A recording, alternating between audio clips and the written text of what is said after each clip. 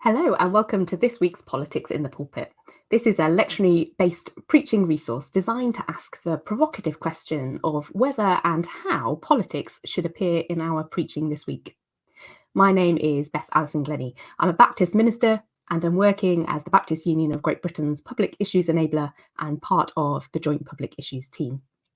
Each week, I'm joined by a guest from a different place and space on the political and pulpit landscape.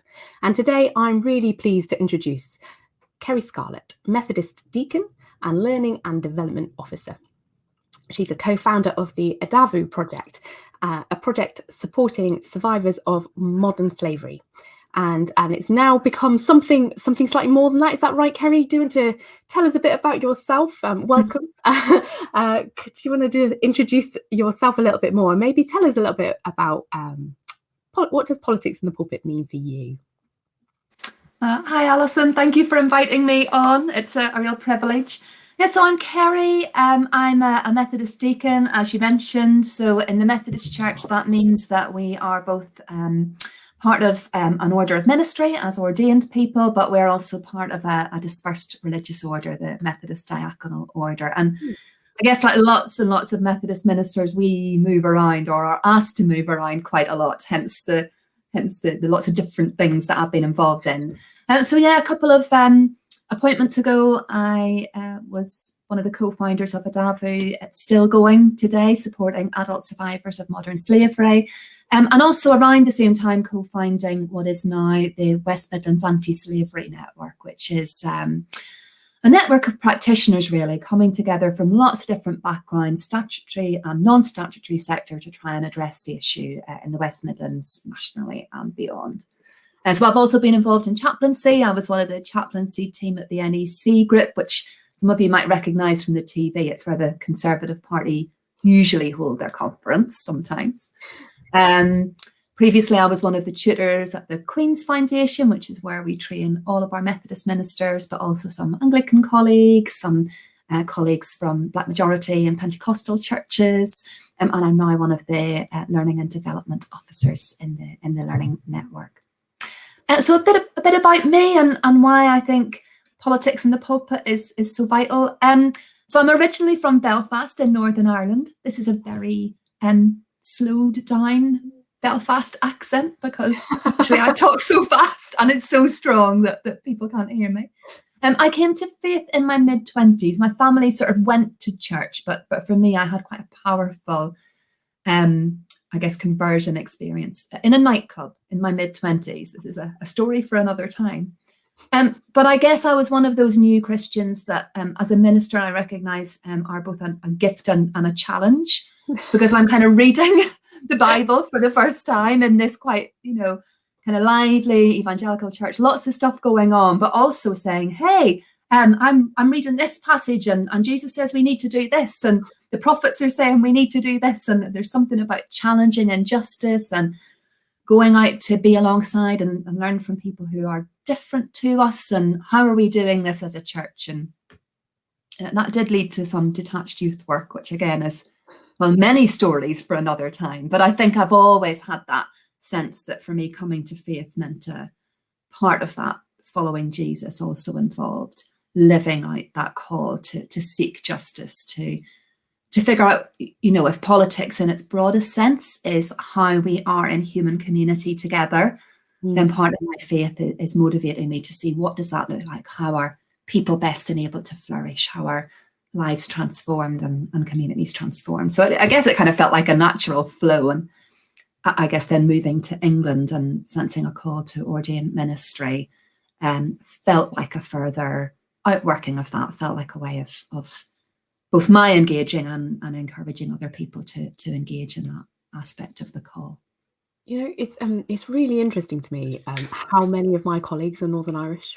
And I often meet other people in faith and politics who are also Northern Irish. And it's, I think, a space where because of the history, really people understand the connections between faith and politics in a way that I think sometimes in the middle of Middle England or perhaps, the rural end of rural Scotland, that might not be felt quite so keenly, and I do wonder if it's a particular gift of Northern Irish Christianity, actually, that that having weathered the troubles and continuing to weather the troubles, actually, that there's something in that. I don't know.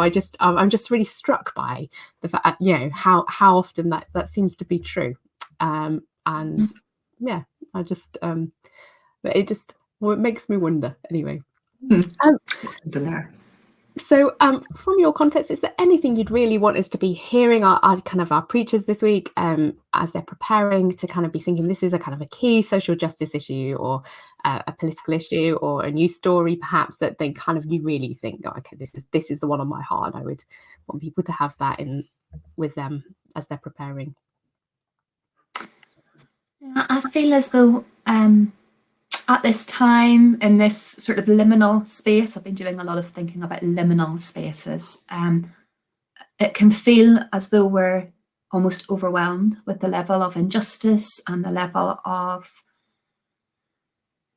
surfacing violence, the surfacing impact of decades-long trauma. And I guess as we record, we've had the verdict on the Derek Chauvin trial. We're waiting to hear, what next. A couple of weeks back, my home city of Belfast was in the news again. Not a couple of streets away from where I used to live just off Lanark Way before I moved to England, is in the news again because of the violence there. Unrest, young people who are being incited, being groomed into acts of violence related to a legacy of stuff that they won't even remember. These kids weren't born during the Troubles like I was. And then I guess on a more general level, that the kind of our awareness of what the pandemic's brought to light. On the one hand, churches are wrestling, our Methodist churches are wrestling with, okay, we're reopening, but what does this look like? Ministers around me, and I'm sure this isn't just a Methodist thing, but we looked at our regional synod about how people are feeling and the level of exhaustion and overwhelm. And I suspect many people listening to this, that will resonate. Our faith can be from one day to the next, both up and down, and our energy to engage in social justice issues up and down. So it feels as though the burden of that is both with us, but also then that motivation to think, well, then what are we called to? What does it mean to engage in works of seeking justice and seeking the common good and seeking the flourishing of people from a place that we feel when we feel overwhelmed? Yes, I think the pandemic's really brought through that. I've got a bit of an echo on my microphone. I'm just going to move that. I really brought through this thing about how the pastoral and the political are so connected, actually. And meaning that political in a kind of human sense. I think that human organising. What does it mean to have power and community thing? Yeah. I always ask my JPIT colleagues just for their insight and what they would say from their kind of with their kind of expertise in things political. What should I be keeping an eye on? What should our preachers be keeping an eye on? And they've obviously highlighted continuing COVID story, especially for India this week. Especially because a lot of our churches and a lot of our ministers and members have signed the People's Vaccine campaign, and that will be coming out tomorrow, which is the day that this will actually be coming out. So I say tomorrow, it should be coming out today. If you're watching this on Tuesday, we are recording on Monday, but it should be coming out on the same day. So hopefully that's a part of a noise that churches have been part of making about vaccine equality. And then we've got it's the last Sunday before election season, so it's about to be elections now. I think local elections don't get quite the same energy in England, but in Scotland this is particularly important because obviously it's the big question around union is always lurking in the background there. So but really encourage you, especially I think if you're feeling a bit lethargic, but I think we've been reminded of how important local politics are at the moment in kind of our local locked down lives, and actually just to encourage you to go and vote if that and to check out the resources on the JPIT website, and if all else fails, to pray, there's stuff there under jointpublicissues.org.uk/elections. And then so it's been a lot of conversation around the government this week, around corruption, and what maybe truthfulness and integrity might look like. And I would say that's something that we might want to have in the back of our minds when we're coming to our text today, because that might actually pick up some of the themes that are in our texts. There's Wednesday's International Workers' Memorial Day, which is a day of action and remembrance for people killed, injured, or made ill by their work. So flag that. And then a big key story as well is that Trussell Trust have just released their figures for the last financial year, and they're extremely high, particularly for children. So they've had 2.5 million food parcels in 1 year, which is a 128% increase in need from this time 5 years ago, and a 33% increase from this time last year. And that's 3 parcels a minute to adults and nearly 2 a minute to children. So those statistics are worth really remembering as well as we're thinking about justice and what that looks like in our world. It's worth just being aware of in this country how many children are currently hungry and being fed by charities. So it's feeling a bit bleak in the world. We're feeling a bit emotionally exhausted in this opening up our churches, risk assessing everything to the hilt, and where do we go from here? What is this new world anyway? So we turn to the Bible. What else can we do? And our readings in the lectionary this week are Acts 8:26-40, which is the story of the Ethiopian eunuch. We've got 1 John 4, which is all about love. And then we've got John 15, which is the gospel reading this week, which is I am the true vine, and my Father is the vine grower. So Kerry, I don't know if you've had a bit of a chance to look at these. Which do any of these jump out at you, or is there a theme, perhaps something that you think this is for me the key thing, the key question, or the key issue, or the key idea, the key text? Perhaps, I don't know. Where would you start? Where would you begin? I guess for me, the word that kept coming to mind when I was making a few notes on each of the passages and reflecting was that of mutuality and what we really mean by that when we talk about kind of mutuality and inclusion and what do each of these passages say on that? Because it felt as though that was the thing that kept resonating most in different ways. And I think maybe for me, looking at the Acts 8 passage through that lens felt a little bit different to perhaps I'd heard it preached on before or engaged with before.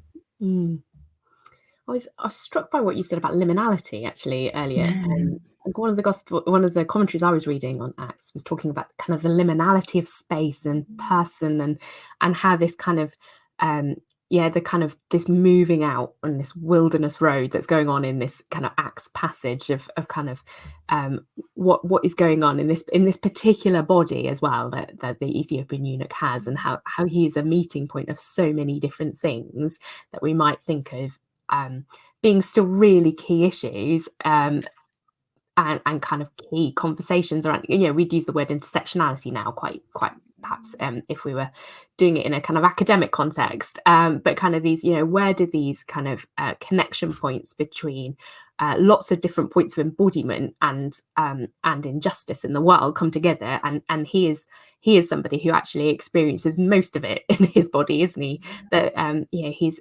Ethiopian, so he's black, he's probably Jewish, because it's not having a conversation about whether he's a Gentile or not. He's in slavery, so his body is not his own. He's used, and he's a eunuch. So he's on the fringes of what considered to be proper within sexuality and gender. So basically all of our big controversial issues in one go right here, isn't it? It's opening up for us if we want to, but in a very human story. Yeah. That really strikes me time and again with this passage, and I was reminded, and I've checked, I think it's available online if anyone wants by a sermon by Nadia Bolz-Weber has done on this. She's done it a couple of times. She did one a few years back, and then she kind of revisits it a few years later on this. And I love her reflection on, how we so often, and this really it's back to what Selena was saying last week, actually. So often we kind of, when we read this passage, we identify with Philip and that kind of sense of being, asked to go out and encounter kind of the Spirit in unexpected places and with unexpected people. But she really challenges us to look at this passage from the perspective of the Ethiopian eunuch. Actually, what did it mean for him to offer this kind of space for ongoing conversation, to kind of offer this hospitality to Philip, knowing, as he might have done, that actually for some other Jewish people, the fact that he was a eunuch may have been something that they saw as problematic, that he meant, that something othering to them. And I kind of love that kind of that mutuality and inclusion aren't just about us saying, okay, come and have a chat, we'll kind of accept you, but there's this kind of mutuality. What does it mean to invite each other into that space and be vulnerable together, which I really, really like, that it's not a one-sided conversation, that there's a kind of a receptive attitude on the behalf of the Ethiopian eunuch, as well as Philip. Yeah, because it's very much like the Holy Spirit is saying, catch up to the Ethiopian eunuch, to Philip. Catch up, he's already there. He's already got this. Now you need to go and catch up to what this means. And that's a really, absolutely. And I think it's so interesting. I was looking at the text that is being quoted from, that he's reading in Isaiah, and it's quoted to it. So it's not there by accident. Our text really wants us to know what that text said, and it's this text all about a body that's humiliated, isn't it? And I think it's so interesting that Willie James Jennings, from a kind of post-colonial kind of perspective, talks about the idea that no one should be left alone with a text, that we need. And we kind of need companions to help us discern the meaning. And he's, this Ethiopian eunuch, he's got this body which in many ways may be seen as humiliating or humiliated, but actually is, he's very wealthy. He's got this huge political, here is politics in the pulpit. He is a political figure. He's a treasurer. He's got the wealth to buy a scroll. He's in a chariot. He's taking a risk having Philip come on and not be a robber, or a bandit of some kind. There's all sorts going on here, isn't there? This is a wilderness road. It's a dangerous space for him to say, come on board and talk to me about this. And he's taking this huge gamble and saying, come and be my companion as you discern this text with me and guide me through or debate it with me. And I think there's a lot in there, isn't there? I think about kind of, liminality of space and personhood, and where do we meet God and in each other and in the other, I think that's really, it's reminded me as well. I recently was at a research seminar with Dr. Gifford Rami, who's a senior lecturer at Newbolt College, which is an Adventist college, and he's done some research. I think it may be his PhD research, and I think it may be being published, but at kind of academic book prices, so a lot. But kind of his research into this passage, he says, actually, we need to both recognize, I guess, that, the distinctiveness of who the Ethiopian eunuch is and all that he brings, but actually recognizing that this is an example of what that context was like at the time, that it was actually, that especially the road he was traveling, a kind of really cosmopolitan in nature, really kind of multicultural in its best sense. So what Philip is being invited into really is this world, this culture where people are traveling, wealthy people are traveling, that the Ethiopian eunuch was traveling in convoy with lots of other people, that there was lots of kind of ongoing trade and almost Philip's invitation into this journey with difference and outside of what he may have been used to, this kind of idea of, people mingling together, I really loved. And therefore that further reinforces that invitation to, that question, do you understand? Maybe coming from Philip isn't about superiority. I'll tell you everything I know, but actually it's how can we talk about this and learn from each other? And I love that mutual perspective. I think I also come back to this question about what is there to stop me from being baptized, and I think I think there's something, isn't there, about the church's own politics.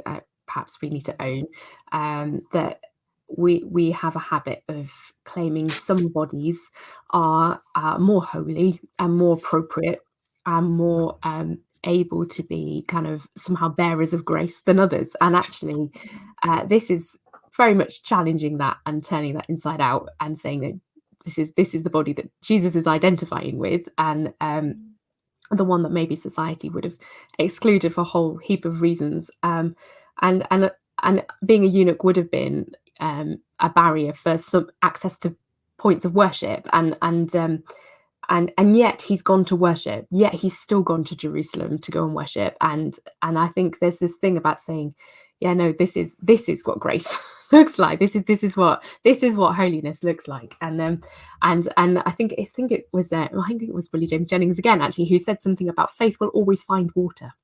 And I loved that, and I just loved this idea that actually they will always find some water to be baptized in. And I thought that's great. I just, yes, faith will always find water, and we might try and declare the lines of what we think church and holiness and who can do what looks like, but faith will always find water. Like I hope so. I hope the churches manages to be bigger than its comfort zone, because I think often the kind of white imperial colonialized version of church that the colonializing version of church that we perpetuate so much of the time is definitely one that kind of needs reforming from the inside out. We've talked a bit about Acts. There's also a John. I think the temptation is to very much preach on Acts, so where the story seems to be going after Easter. But here is John set up as a kind of supporting text. This time the gospel gets to play the supporting fiddle, and it's all about vines. And I was really struck when I read it. We've got a vine in our garden, and I live in a church house, so it's been planted by a minister many years ago has planted this beautiful, massive, rambling vine that takes over, and it currently looks very dead. It's over winter it looks completely dead, and then suddenly, like in about 2 days, it goes from looking completely and utterly dead to being like absolutely full of leaves, absolutely astonishing. And I'm not a gardener. and I was just struck by how agricultural this image is of a vine, and it's sort of saying, this idea of kind of which branches are alive and which ones are dead. Like at the moment I can't tell. Like I don't know what I'm doing, which ones to prune off and which ones not to. And I was just struck by I wonder how much sometimes the images that were very commonplace then are kind of actually much rarer to us now, and kind of just thinking, does this show us something about actually this is maybe trickier than we think, which vines are going to bear fruit. We can't actually tell at the moment, maybe, because so I was thinking that. But also I can tell you that if you do prune a vine, it comes back with a vengeance. Sometimes you're better off leaving it. It's taking over my entire garden. Do you have is there anything that's kind of struck you out of this passage that you kind of pick up on or talk about? Yeah, I'm still captured by your attempts to hack back the vine, and I think that's something in a way that offers some hope into what we were talking about earlier, this idea of our being in a liminal space, or not quite sure. This is so different for us as as churches, kind of as a denomination, or kind of local communities. This is different to a season of change management, of even mission action planning, or whatever we do, where we kind of have a sense of, right, this is where we're headed and this is what we're going to do. And I feel as though we're in a season where we've been called out of that, and everything that we might usually engage with. For some church communities, new things will have sprung up, new ways to respond to injustice or needs within their own space. But for others, I have a sense that people are feeling a little bit like your vine, this sense of being dormant. What have we been able to do? Have we had to kind of draw our resources back and therefore what next? You know, where are the spaces going to be where we flourish? Where are the things that will be pruned? And that's a really difficult space to be in. I think the temptation for lots of us is to retreat a little bit inwards, whether that's personally or as a church community. And the thing that slips can be our commitment to one another, our kind of mutual flourishing, our seeking of justice and wider transformation. And so I guess there's a temptation to read the passage in a way which makes us feel guilty. And I think your analogy that you've just shared is one really good way to recognize that things move in seasons and the Spirit and growth happen in unexpected ways. And that what we're called to do is abide. And to recognize the mutuality of that abiding, that as we abide, Jesus, God, is abiding with us. As a Methodist Deacon, and I follow a rule of life as part of a religious order. And that, you know, keeping that rule, that kind of rhythm of knowing that we have to both breathe in and breathe out. We can't just keep breathing out. We can't just keep giving. But there will be times when we need to breathe in and think, well, what sustains me? And what sustains us as a community in really difficult times like this, so that when the season and the time's ready to breathe out, to be given out again, we're prepared. And I think that kind of link between spirituality and social action and our political engagement is something we need to abide with. I really struck that there's this comment in there about ask for whatever you wish and it will be done for you. And I think there's really, it's the pastoral question, isn't it, that pins this passage out. Actually, really challenging, maybe for a lot of people who are feeling the mental health fallout or the grief of this year, and that might be, you know, having lost somebody beloved, might be having lots of beloveds in a church community, and it might have just been about witnessing stuff if you've been a key front worker, or, you know, lots of different potential griefs in there that we've all got grief for different ways in this year. And I think it's about how do we say, actually, how do we put this down for a while, and how do we give ourselves space to grieve, actually, before kind of rushing into the next season? But then kind of this challenge of, well, where has God been in all of that? You know, does God neatly answer prayers in the way that we kind of would like God to? And I really struck with that's the pastoral question that lurks. And I know it's a political thing, but actually there is this political. Yeah, I think that for me that's part of it. Actually, where has God been in those places where particularly certain communities have been so much harder hit than others? And and how are we sustained, and how do we sustain one another? And maybe some of that sustaining is about those of us with more voice at the moment making a louder shout for those who have less voice. And I'm always struck by the Lord's Prayer that we pray for our daily bread, and that that's a prayer for people who don't have resources. That's not a prayer for people who have resources. That's a prayer for those who've got nothing. And I always feel like that if you're feeling like I think we can see prayer as resourcing, and I think that's a very kind of commercial kind of way of looking at prayer. But actually, what if it's about saying, no, this is a relationship that's about sustaining those who have nothing first, and then those of us with bread come to it second. That's you know, it's not our prayer first, which is an aside liturgically, but I think it's something about how I would read this abiding. It's really tricky. I'm also struck with the politics going on in this week that Israel's got this is often depicted as a vine in the Old Testament, and in every instance that where it is depicted as a vine, it's a condemnation. This is a nation set under judgment of God for its corruption, and particularly sometimes for its failure to produce good fruit. And I really aware of there are some news stories about political corruption going on in the moment, and maybe, you know, I wouldn't want to say we were Israel part 2 over here in Westminster, definitely not. So don't fear Scotland. I'm definitely not arguing that, and certainly with a kind of, you know, thinking of the kind of some of the, you know, post-colonial critics of that, like, it's tempting. I think we sometimes we're tempted to do that, but I think sometimes we see the church as taking over, don't we? And I think it's not the church that's the true vine, it's Jesus that's the true vine. And I think maybe if we sit that next to this conversation around the Ethiopian eunuch, that's what a holy body looks like, that there's something really challenging there about kind of sometimes the church thinking that we get to choose who gets pruned off, and actually God gets to choose who gets pruned off. Absolutely, yeah. And that's the challenge, where the challenge lies, isn't it? I think there's something about this,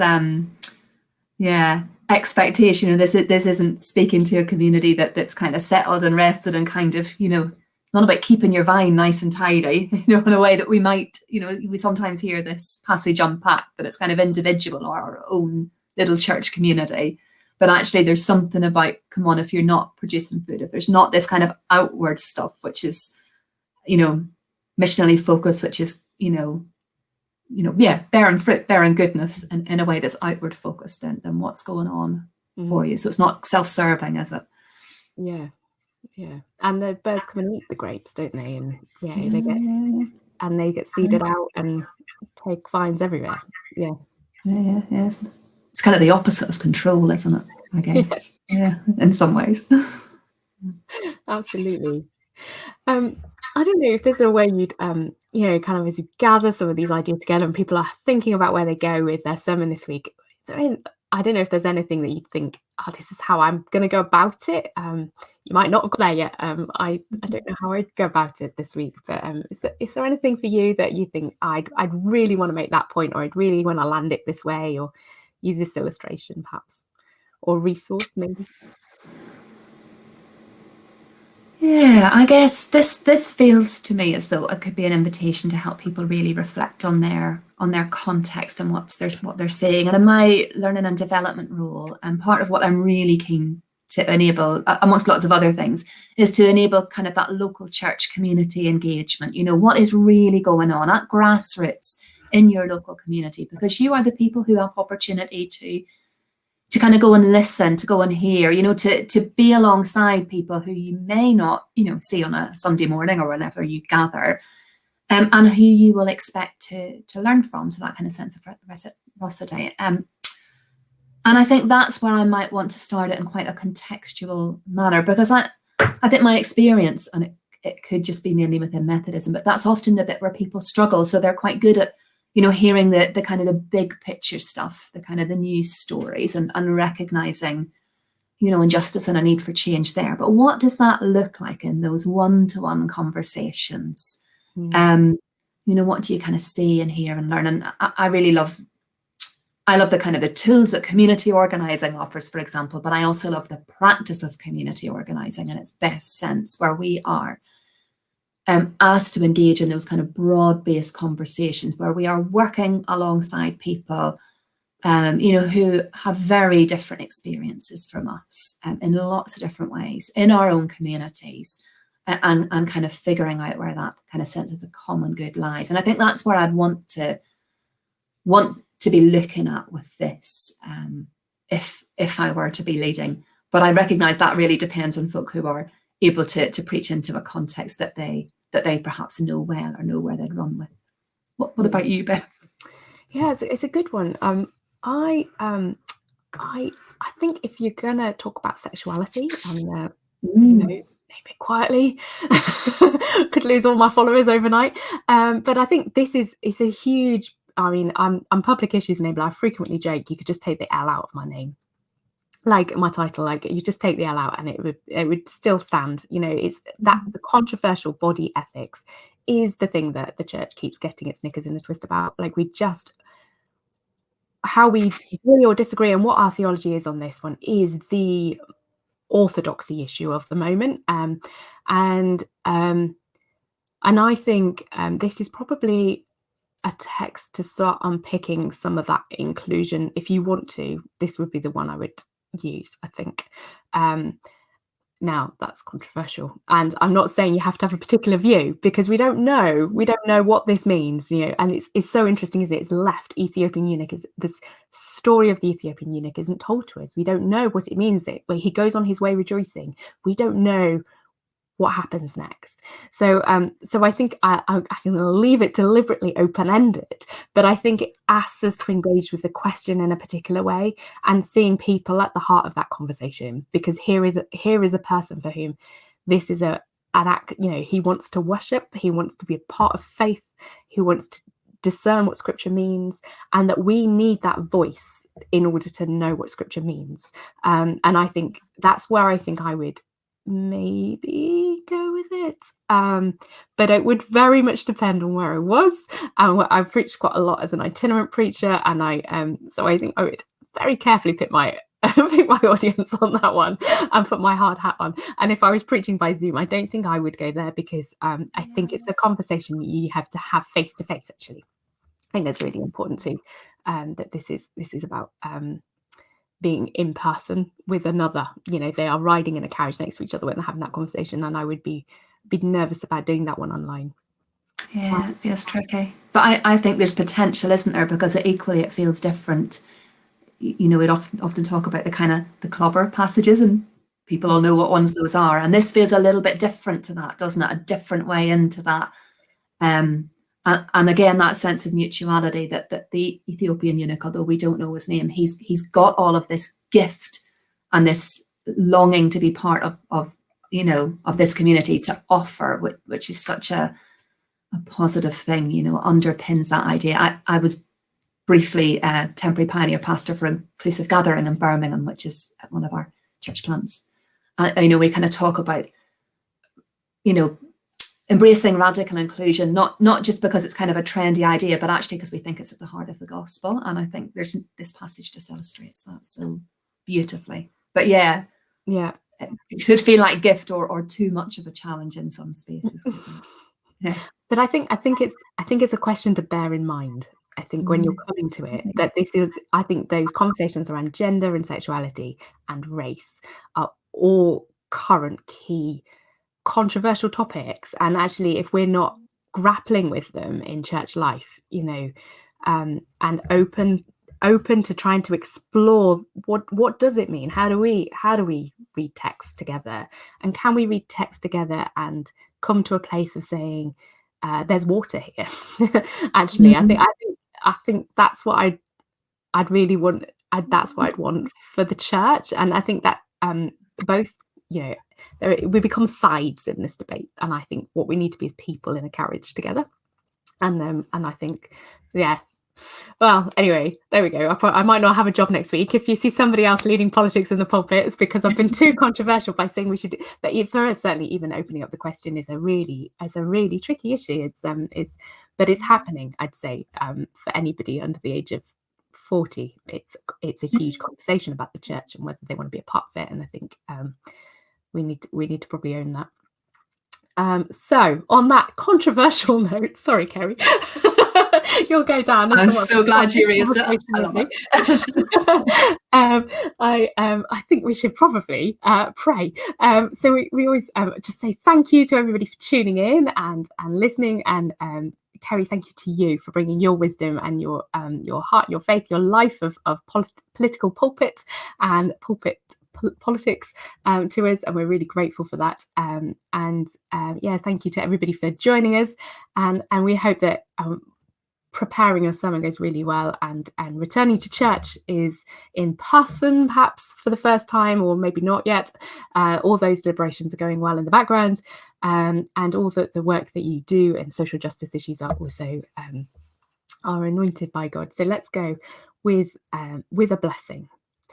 May we be anointed with God's Spirit as we bring good news to the poor, proclaim release to the captives, help people to see the world truthfully, and let the oppressed go free. Amen.